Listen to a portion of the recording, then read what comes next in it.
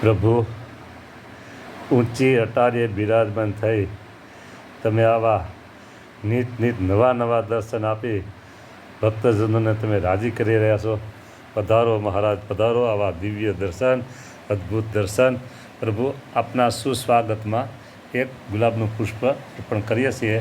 સ્વીકાર કરો પ્રભુ, બસ ગુલાબના પુષ્પનો સ્વીકાર કરો અને રાજીપો દ્યો. વાહ પ્રભુ વાહ, રેહો મહારાજ. બસ આવા ને આવા ભક્તજનોના અંતરમાં રહી અને દયાળુ ભક્તોના દુઃખ દૂર કરજો. ભક્તોને કાંઈ ને કાંઈ જુદા જુદા કેવા દુઃખો હોય છે દયાળુ, બધું જ તમે જાણો છો.